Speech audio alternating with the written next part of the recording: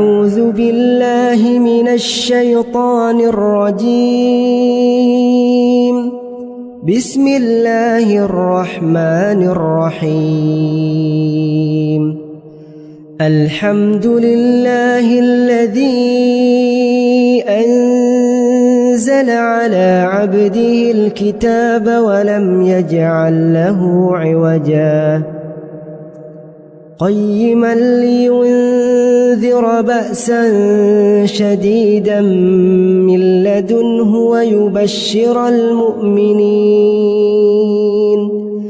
ويبشر المؤمنين الذين يعملون الصالحات أن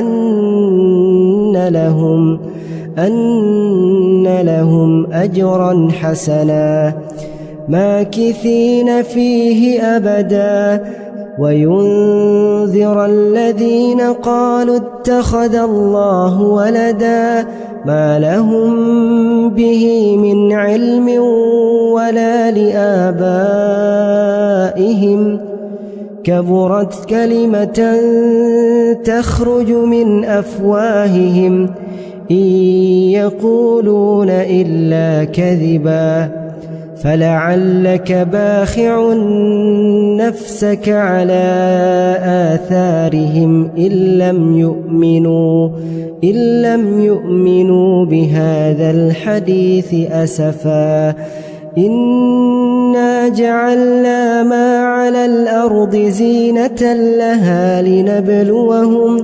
لنبلوهم أيهم أحسن عملا وإنا لجاعلون ما عليها صعيدا جرزا أم حسبت أن أصحاب الكهف والرقيم كانوا من آياتنا عجبا إذ أوى الفتية إلى الكهف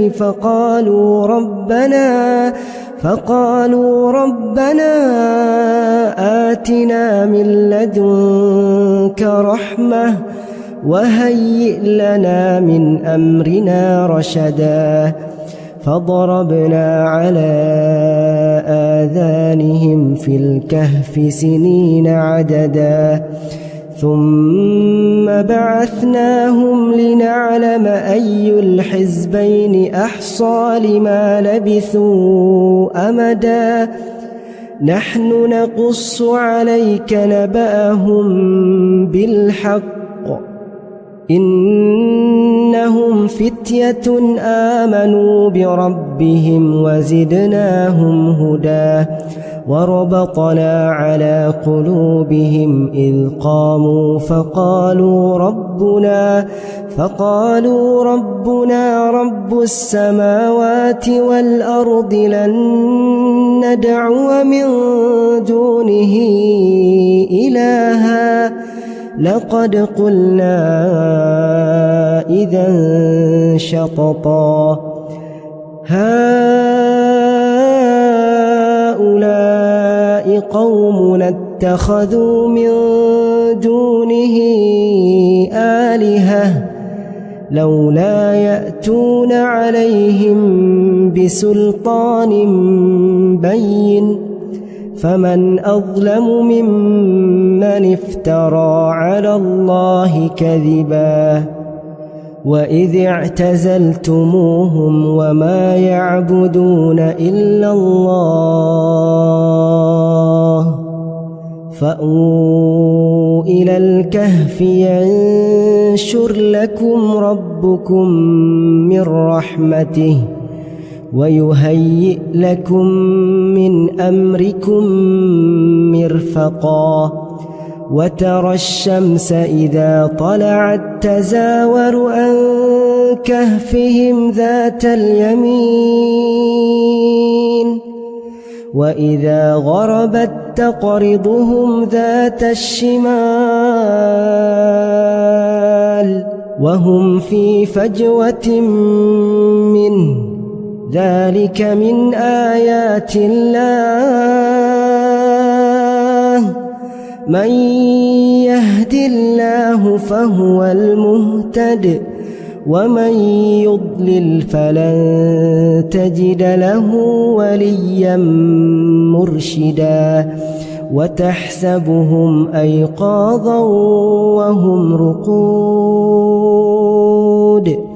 ونقلبهم ذات اليمين وذات الشمال وكلبهم باسط ذراعيه بالوصيد لو اطلعت عليهم لوليت منهم فرارا ولملئت منهم رعبا وكذلك بعثناهم ليتساءلوا بينهم قال قائل منهم كم لبثتم قالوا لبثنا يوما أو بعض يوم قالوا ربكم أعلم بما لبثتم فابعثوا أحدكم بورقكم هذه إلى المدينة فلينظر أيها أزكى طعاما فليأتكم برزق منه وليتلطف ولا يشعرن بكم أحدا إنهم إن يظهروا عليكم يرجموكم أو يعيدوكم في ملتهم ولن تفلحوا إذن أبدا وكذلك أعثرنا عليهم ليعلموا أن وعد الله حق وأن الساعة لا ريب فيها إذ يتنازعون بينهم أمرهم فقالوا ابنوا عليهم بنيانا ربهم أعلم بهم قال الذين غلبوا على أمرهم لنتخذن عليهم مسجدا سيقولون ثلاثة رابعهم كلبهم ويقولون خمسة سادسهم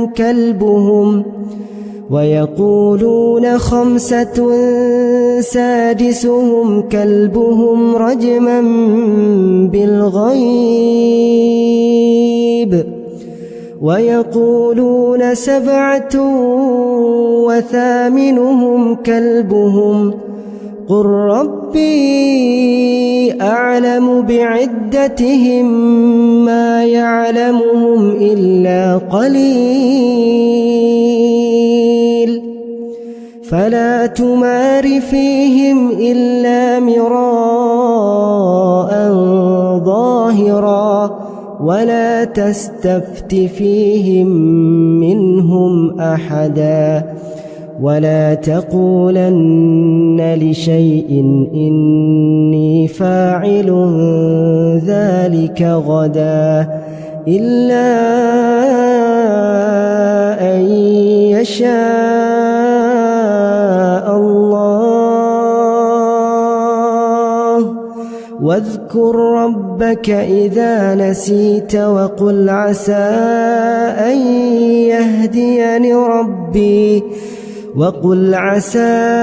أن يهديني ربي لأقرب من هذا رشدا ولبثوا في كهفهم 300 سنين وازدادوا 9 قل الله أعلم بما لبثوا له غيب السماوات والأرض أبصر به وأسمع ما لهم من دونه من ولي ولا يشرك في حكمه أحدا واتل ما أوحي إليك من كتاب ربك لا مبدل لكلماته ولن تجد من دونه ملتحدا واصبر نفسك مع الذين يدعون ربهم بالغداة والعشي يريدون وجهه ولا تعد عيناك عنهم تريد زينة الحياة الدنيا ولا تطع من أغفلنا قلبه عن ذكرنا واتبع هواه وكان أمره فرطا وقل الحق من ربكم فمن شاء فليؤمن ومن شاء فليكفر إنا أعتدنا للظالمين نارا أحاط بهم سرادقها وإن يستغيثوا يغاثوا بماء كالمهل يشوي الوجوه بئس الشراب وساءت مرتفقا إن الذين آمنوا وعملوا الصالحات إنا لا نضيع أجر من أحسن عملا أولئك لهم جنات عدن تجري من تحتهم الأنهار يحلون فيها من أساور من ذهب ويلبسون ثيابا خضرا من سندس واستبرق متكئين فيها على الأرائك نعم الثواب وحسنت مرتفقا واضرب لهم مثل الرجلين جعلنا لأحدهما جنتين من أعناب وحففناهما بنخل وجعلنا بينهما زرعا كلتا الجنتين آتت أكلها ولم تظلم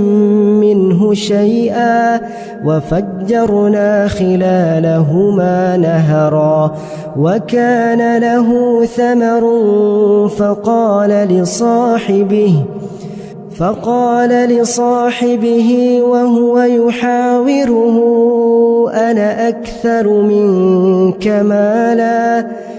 وهو يحاوره أنا أكثر منك مالا وأعز نفرا ودخل جنته وهو ظالم لنفسه قال ما أظن أن تبيد هذه أبدا وما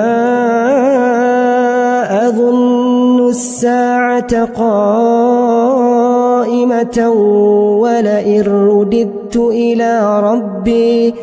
ولئن رددت إلى ربي لأجدن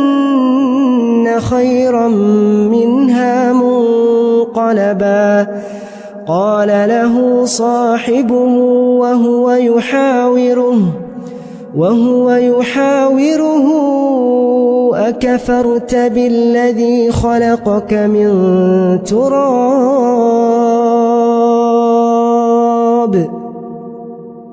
أكفرت بالذي خلقك من تراب ثم من نطفة ثم سواك رجلا لكن هو الله ربي ولا أشرك بربي أحدا ولولا إذ دخلت جنتك قلت ما شاء الله لا قوة إلا بالله إن ترني أنا أقل منك مالا وولدا فعسى ربي أن يؤتيني خيرا من جنتك ويرسل عليها حسبانا من السماء فتصبح صعيدا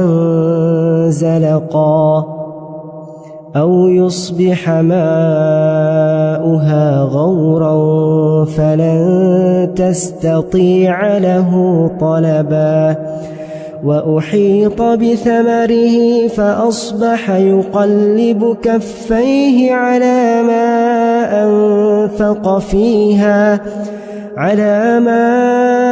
أنفق فيها وهي خاوية على عروشها ويقول يا ليتني لم أشرك بربي أحدا ولم تكن له فئة ينصرونه من دون الله وما كان منتصرا هنالك الولاية لله الحق هو خير ثوابا وخير عقبا واضرب لهم مثل الحياة الدنيا كماء إن أنزلناه من السماء فاختلط به نبات الأرض فأصبح هشيما تذروه الرياح وكان الله على كل شيء مقتدرا المال والبنون زينة الحياة الدنيا والباقيات الصالحات خير عند ربك ثوابا وخير أملا ويوم نسير الجبال وترى الأرض بارزة وحشرناهم فلم نغادر منهم أحدا وعرضوا على ربك صفا لقد جئتمونا كما خلقناكم أول مرة بل زعمتم أن لن نجعل لكم موعدا ووضع الكتاب فترى المجرمين مشفقين مما فيه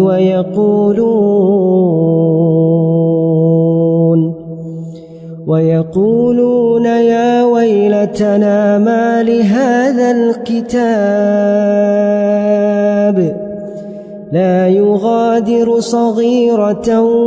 ولا كبيرة إلا أحصاها ووجدوا ما عملوا حاضرا ولا يظلم ربك أحدا وإذ قلنا للملائكة اسجدوا لآدم فسجدوا إلا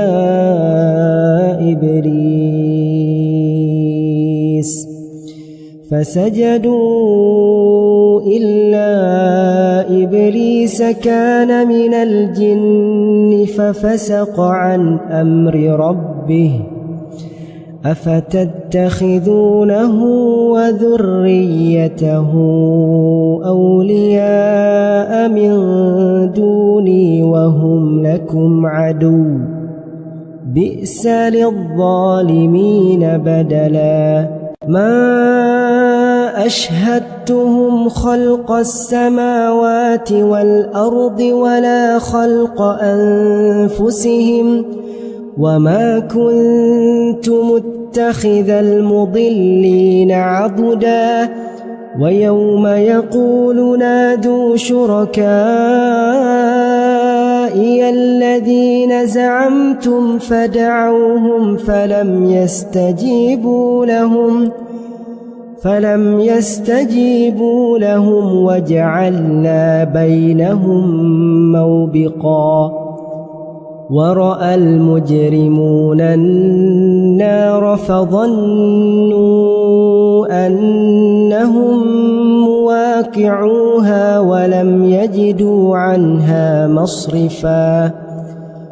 ولقد صرفنا في هذا القرآن للناس من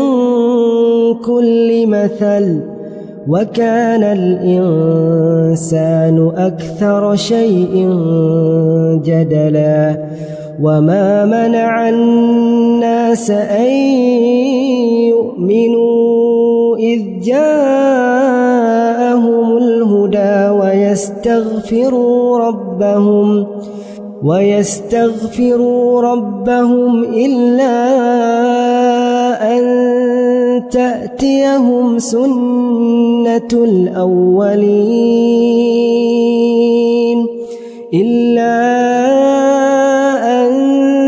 تأتيهم سنة الأولين أو يأتيهم العذاب قبلا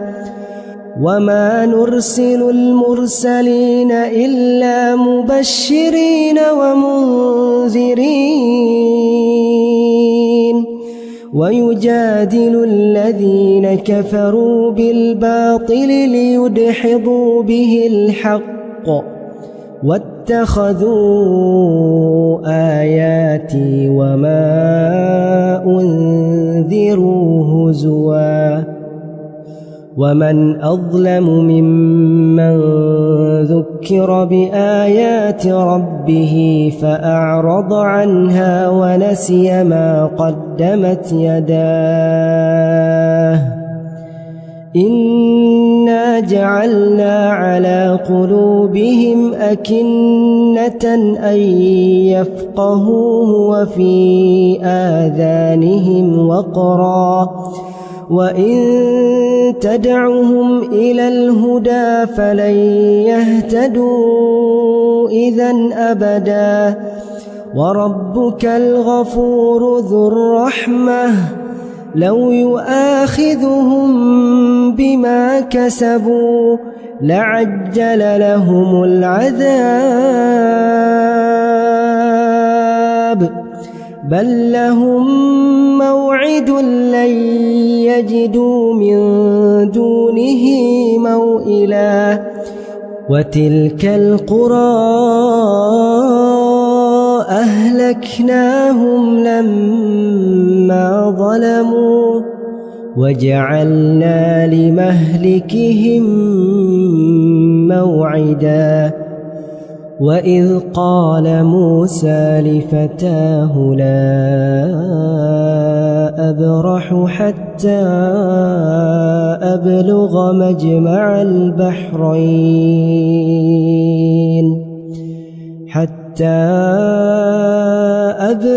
مجمع البحرين أو أمضي حقبا فلما بلغا مجمع بينهما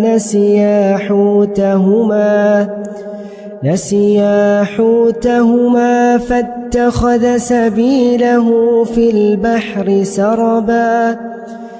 فلما جاوزا قال لفتاه آتنا غداءنا لقد لقينا من سفرنا هذا نصبا قال أرأيت إذ أوينا إلى الصخرة فإني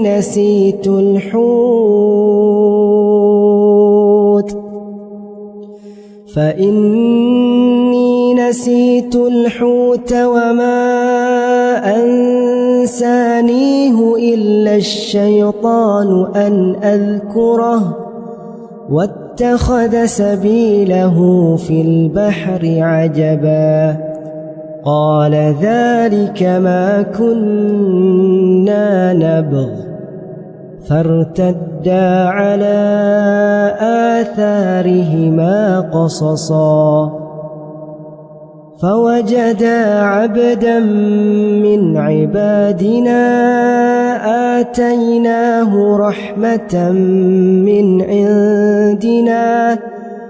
آتيناه رحمة من عندنا وعلمناه من لدنا علما قال له موسى هل أتبعك على أن تعلمني مما علمت رشدا قال إنك لن تستطيع معي صبرا وكيف تصبر على ما لم تحط به خبرا قال ستجدني إن شاء الله صابرا ولا أعصي لك أمرا قال فإن اتبعتني فلا تسألني عن شيء حتى أحدث لك منه ذكرا فانطلقا حتى إذا ركبا في السفينة خرقها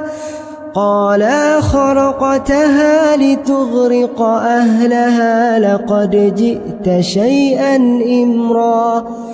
قال ألم أقل إنك لن تستطيع معي صبرا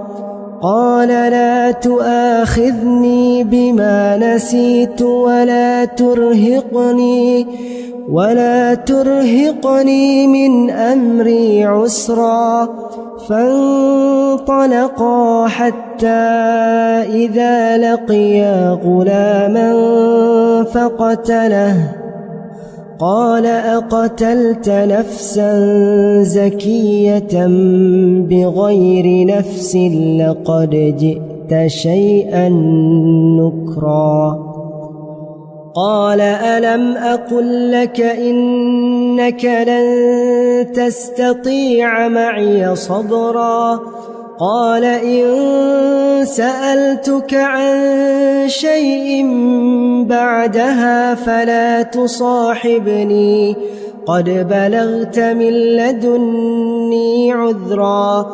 فانطلقا حتى إذا أتيا أهل قرية استطعما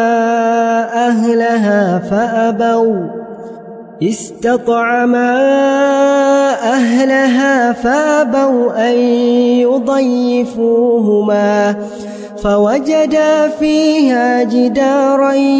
يريد أن ينقض فأقامه قال لو شئت لاتخذت عليه أجرا قال هذا فراق بيني وبينك سأنبئك بتأويل ما لم تستطع عليه صبرا أما السفينة فكانت لمساكين يعملون في البحر فأردت أن أعيبها وكان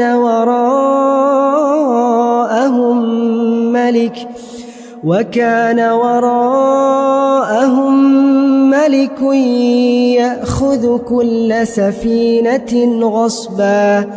وأما الغلام فكان أبواه مؤمنين فخشينا أن يرهقهما طغيانا وكفرا فأردنا أن يبدلهما ربهما خيرا منه زكاة وأقرب رحما وأما الجدار فكان لغلامين يتيمين في المدينة وكان تحته كنز لهما وكان أبوهما صالحا فأراد ربك أن يبلغا أشدهما ويستخرجا كنزهما رحمة من ربك وما فعلته عن أمري ذلك تأويل ما لم تستع عليه صبرا ويسألونك عن ذي القرنين قل سأتلو عليكم منه ذكرا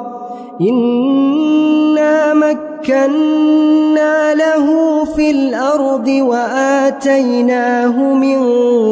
كل شيء سببا فأتبع سببا حتى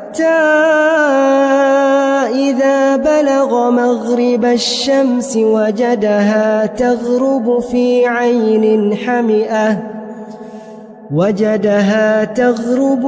عين حمئة ووجد عندها قوما قلنا يا ذا القرنين إما أن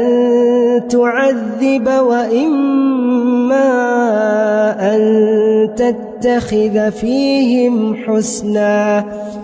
قال أما من ظلم فسوف نعذبه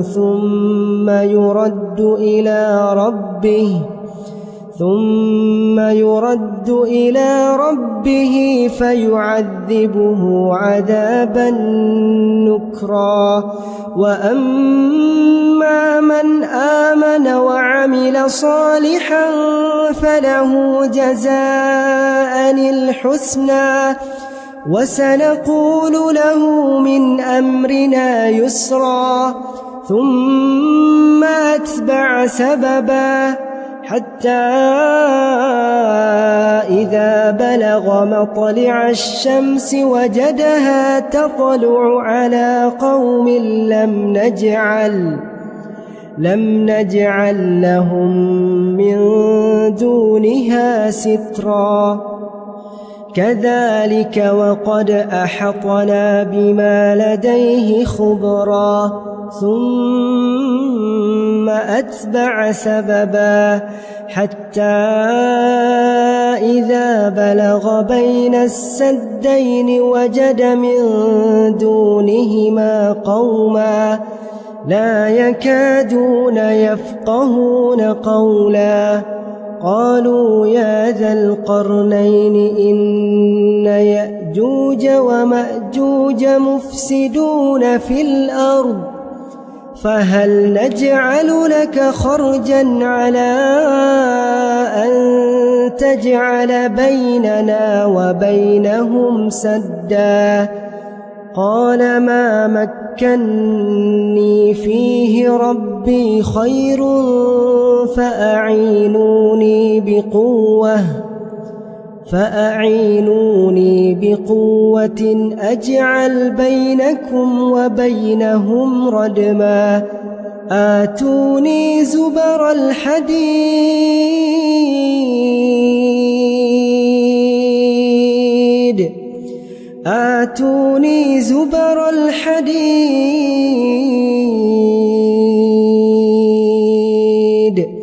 حتى إذا ساوى بين الصدفين قال انفخوا حتى إذا جعله نارا قال آتوني أفرغ عليه قطرا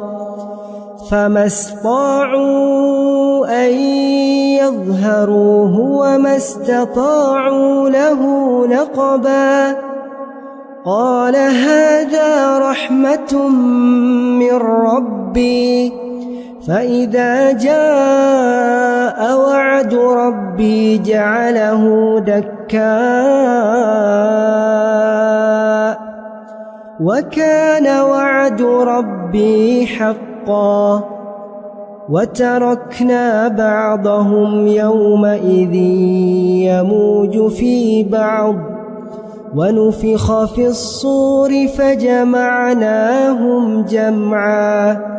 وعرضنا جهنم يومئذ للكافرين عرضا الذين كانت أعينهم في غطاء عن ذكري وكانوا لا يستطيعون سمعا أفحسب الذين كفروا أن يتخذوا عبادي من دوني أولياء إنا أعتدنا جهنم للكافرين نزلا قل هل ننبئكم بالأخسرين أعمالا الذين ضل سعيهم في الحياة الدنيا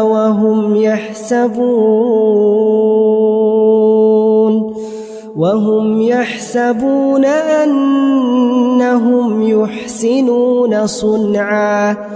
أولئك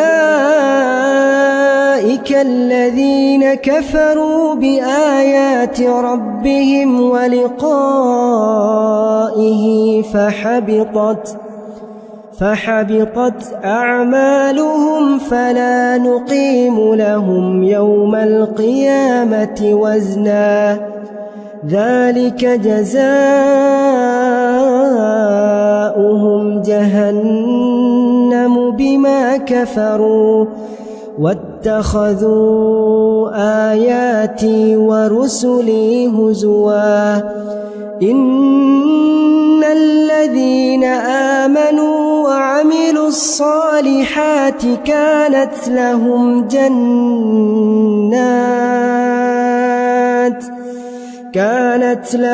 جنات الفردوس نزلا خالدين فيها لا يبغون عنها حولا قل لو كان البحر مدادا لكلمات ربي لنفد البحر قبل أن تنفد كلمات ربي ولو جئنا بمثله مددا قل إنما أنا بشر مثلكم يوحى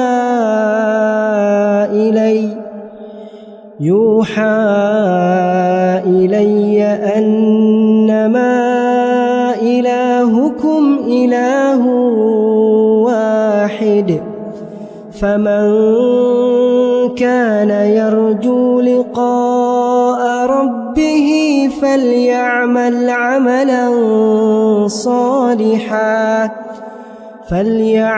عملا صالحا